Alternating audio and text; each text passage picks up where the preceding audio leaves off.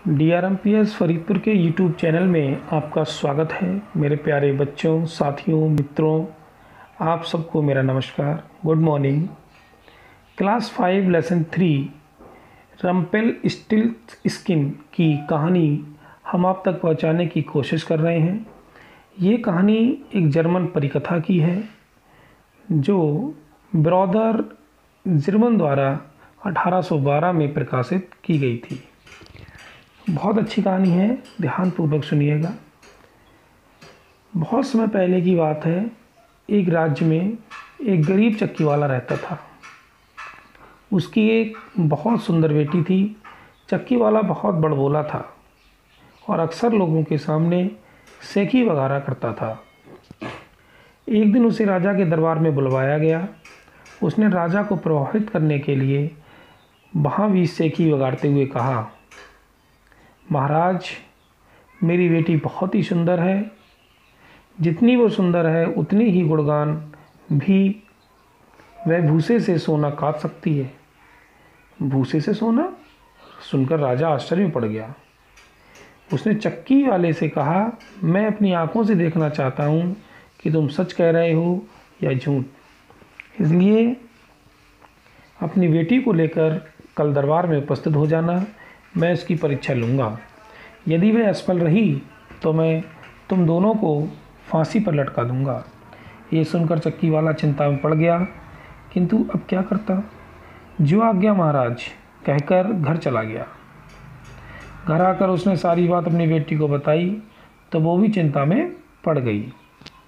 वो बोली, पिताजी, मैंने कितनी बार आपको समझाया है कि डींगे मारना मत मारा करो, लेकिन आपने कभी मेरी नहीं सुनी। अब देखो, हम दोनों मुसीबत में फंस गए हैं। दोनों रात भर सो ना सके। अगले दिन जब दोनों राजा के सामने उपस्थित हुए तो राजा लड़की को लेकर कमरे में ले गया जो भूसे से भरा हुआ था। वहाँ एक चक्की भी रखी हुई थी। वह उससे बोला, कल सुबह तक इन भूसों का सोना बन जाना चाहिए, वरना तुम्हारी और तुम्हारे पिता की मृत्यु निश्चित है। ये कहकर मैं वहाँ से चला गया। लड़की कमरे में अकेले रह गई। मैं भूसे को देखकर रोने लगी, क्योंकि उसे अगले दिन अपनी और पिता की मृत्यु दिखाई दे रही थी। तभी वहाँ एक बौना प्रकट हुआ, जिसमें दिखने में बहुत बड़ा भयानक था। उसे देखकर वह लड़की डर गई। बौना था एक। बौने ने उससे रोने का कारण पूछा तो डरते डरते उसने सब बता दिया। तब बौना बोला, रोना बंद करो, अब मेरी बात सुनो। मैं इस भूसे को काट कर सोना बना सकता हूँ। ये सुनकर लड़की बोली, तो मेरी सहायता करो और इस कमरे में रखे भूसे को सोना बना दो। वो तो मैं कर दूँगा। बौना बोला, वो तो मैं कर दूँगा, लेकिन बदले में तुम मुझे क्या दोगी। मैं लड़की मैं करने लगी। मैं क्या दूंगी तुम्हें, क्या दूंगी मैं। तो उसने कहा, मैं तुम्हें अपना ये हार दे दूंगी। गले में पहना सोने का हार दिखाते हुए वह बोली, ठीक है। बौना ने कहा, ठीक है। कहकर बौना चक्की लेकर भूसे को काटने लगा। सुबह तक उसने सारे भूसे को सोने के धागों में बदल दिया। लड़की ने उसे अपना हार दिया और वो गायब हो गया। जब राजा वहाँ आया तो पूरे कमरे को सोने के धागे से भरा हुआ देखकर बहुत खुश हुआ, लेकिन उसके मन में लोभ आ गया। उसने एक बड़े कमरे में भूसा भरवाया और लड़की को वहाँ ले जाकर बोला, अब तुम्हें कल सुबह तक इन भूसों का सोना बनाना है। नहीं कर पाई तो क्या होगा ये तो तुम जानती हो। राजा वहाँ से चला गया।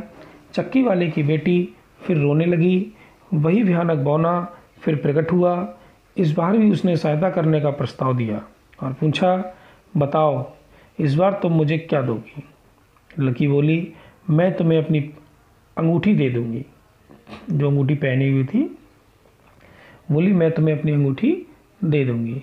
बौने ने रात भर में सारे भूसे को सोने में बदल डाला और सुबह अंगूठी लेकर चला गया।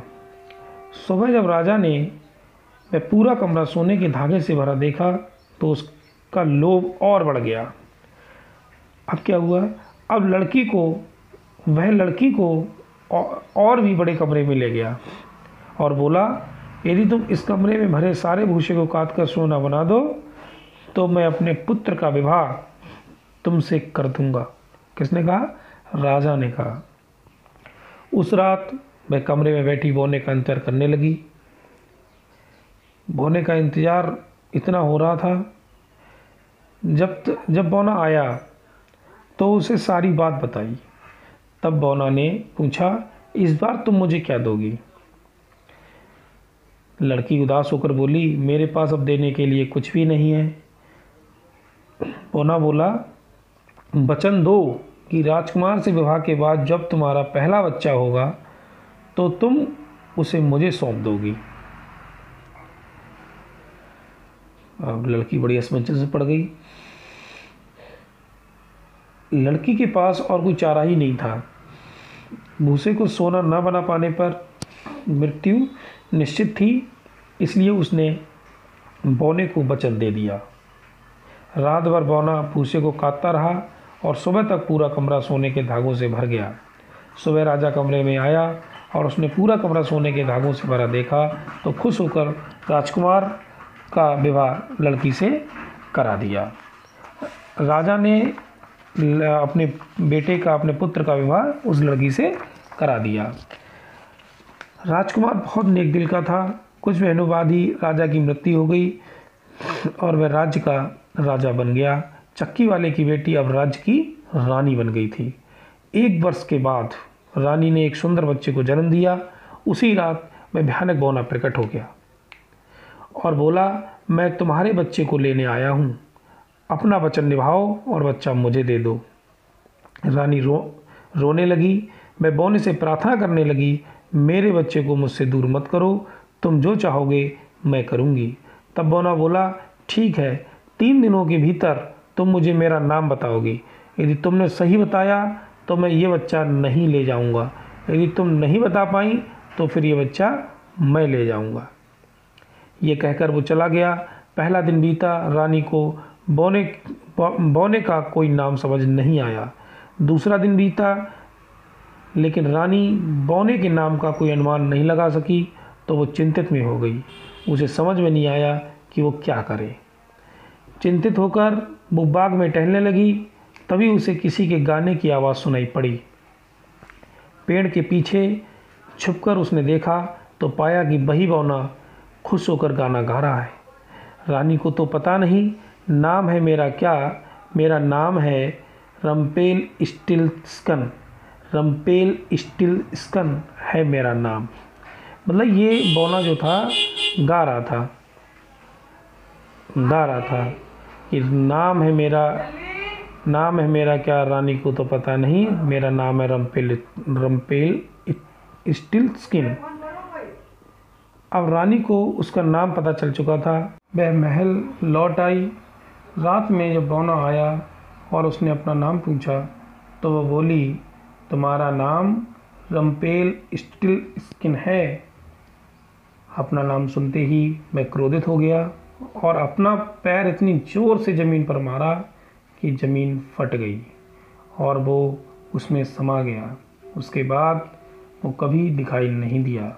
रानी अपने बच्चे और राजा के साथ खुशी खुशी रहने लगी।